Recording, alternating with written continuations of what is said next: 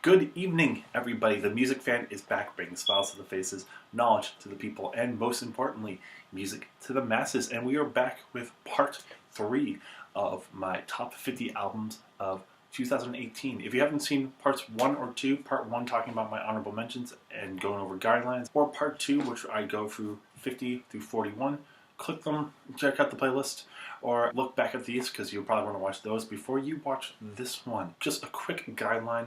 The only one that you need to know for now is that these are my opinions. I've listened to a lot of albums over this year. There's a lot that I didn't get to listen to. So if you don't see your favorite, that isn't because I hate it. It might be because I haven't been able to listen to it. It might be in a previous video, which you should check, or it's in a following and even higher on the list. But be constructive if you don't see it. Just let me know what you like and what I should listen to, because there's a lot that I didn't get to listen to. So, without further ado, let's get going on this next part. So, number 40, we are starting with Parquet Courts with Wide Awake. I didn't like this album when it first came out. I'm not a huge Parquet Courts fan. Again, it's the punk rock nature of some of the stuff, which I don't necessarily find as interesting. I just found it dull.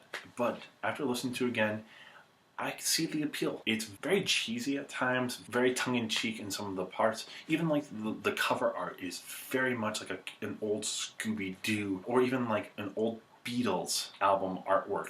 And the sound of this album fits that art perfectly. The tongue-in-cheek of a lot of these songs, where it's fighting against, all the injustices that are going on in the world in some way or form, but in a very funny and sometimes tongue-in-cheek way. On a song like Violence, where the lead singer is spouting out all this information or things that he's hating, and then the chorus itself being very monotone in nature, I think is very funny. There's also the first song on the album where he's getting mad at all these things, and then one of the last lines is "fuck Tom Brady." I think that's hilarious in of itself. There's a lot of tongue-in-cheek nature in the anger itself, and I really do enjoy it. Now, I will say the latter half of this album is a little bit too out there for me, but I enjoy it for what it is. The lead singer itself sounds very much like Elvis Costello at times, and there is this nature of more 70s rock like Elvis Costello in here, and I do enjoy that. So I've been sold a little bit on it. It's my favorite Parquet Courts album,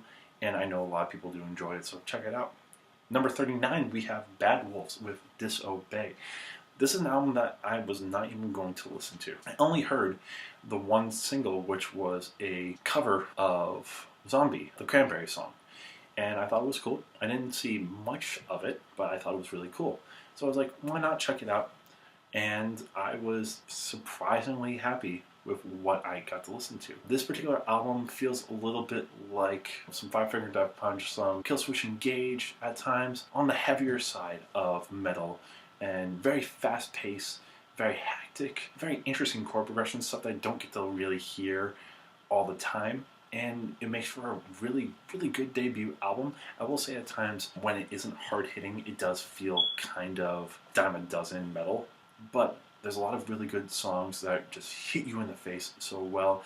The lead singer is fantastic, and there's a lot of messages about police brutality, a lot of really interesting political songs on here that I really enjoy. So if you're looking for some metal with some depth and some political messaging, check it out.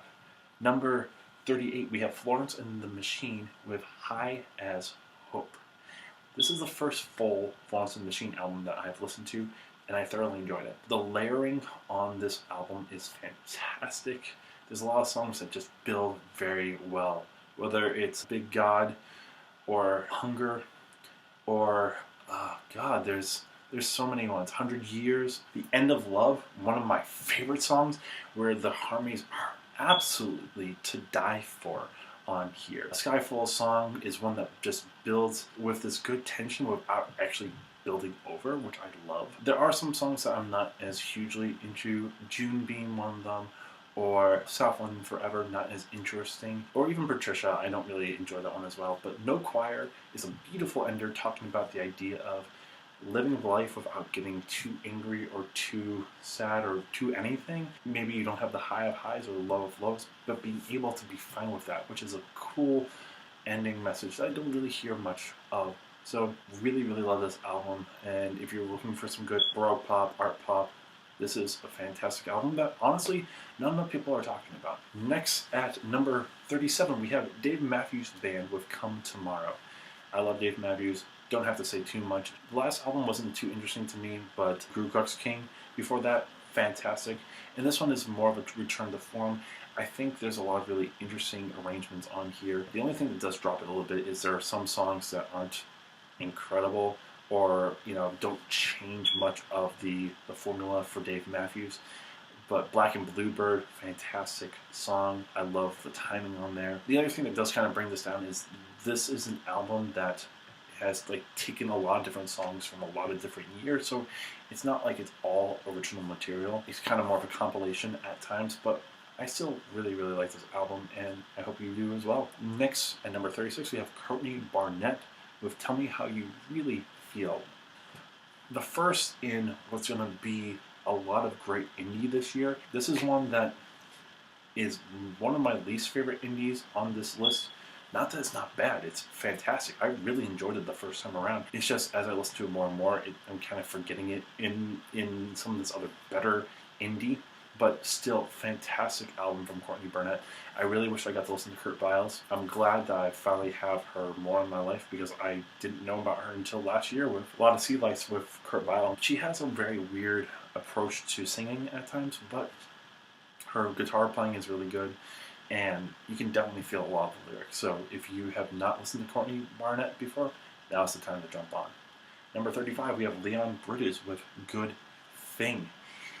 Fantastic blend of old school Motown music with a little bit more modern R&B. His voice is fantastic. Maybe one or two truly uninteresting songs on this album. And honestly, when I've heard of Leon Bridges, this is my first time actually diving into his work. I've heard some other stuff that feels more old school R&B, old school Motown, and this I was not ready for. Good Thing out of Bad Bad You, I love that song. This whole entire album has some great funky, Motown-y, old school R&B vibe. If you love that, check this out. Number 34, the only EP on this list, and for good reason. I don't usually add EPs to this list. I think I have one or two from last year. But this one deserves to be on here because it's fan-freaking-tastic. This is Boy Genius with a self-titled EP. If you haven't heard of them, they've been all over the rage of the indie scene from the last year. This is a supergroup comprised of Julian Baker, Phoebe Bridges, and Lucy Dacus, which you will be hearing again later on this list. Mark my words. So this is a phenomenal indie rock album, indie folk album. 6 songs, it's 21 minutes, and not a single bad song. Honestly, maybe Stay Down is the worst one on the album, and it's still phenomenal. Whether you have Bite the Hand, fantastic opener with this very somber sound, or if it's Salt in the Wound that has such a great crescendo at the end, incredible harmonies throughout the whole entire album. If you ask what I want from an indie album, this is basically what I want. So many good, interesting arrangements, so much good guitar work, an interplay of more acoustic work with some sometimes more drone-ish, if you will, electronic guitar work. Harmonies are fantastic. The only reason why it's so low is one, it is an EP. If this was a whole entire album that had 12 songs like this, this easily would have been my number 1 album.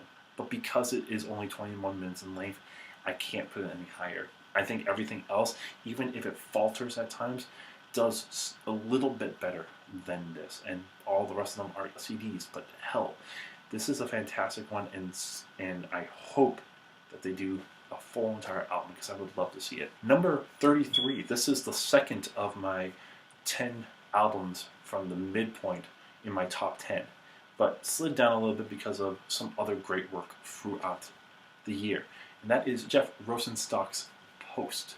One of the better punk albums this year, literally came out January 1st, talks about a lot of the feelings that this person has after the election of Trump, and does it in a very interesting way, very emotional, a very raw way that it works very well for me. I also like the style of the punk that's come out here.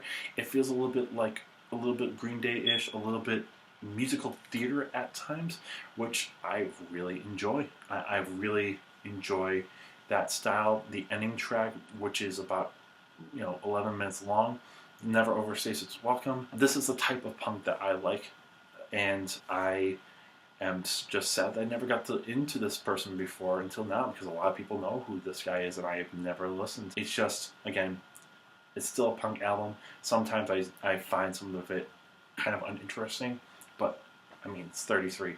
Fantastic album, and you've had a whole entire year to listen to it. If you haven't yet, do so. Number 32, we have Zeal and Ardor with Stranger Fruit.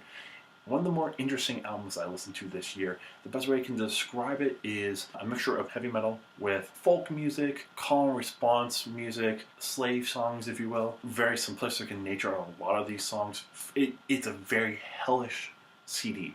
Though not the most hellish, we'll get to that later. It's very hellish in sound and very beautiful at times. The instrumentals feel very different and very upbeat compared to all that hellish nature. The only thing is sometimes it does feel a little bit the same, but it's one of the more interesting albums I've ever heard. And if you haven't listened to this, and this is right up your alley, go for it. And finally, number 31, Architects with Holy Hell. This is one that I reviewed with my brother that I wasn't necessarily huge on at the first time around.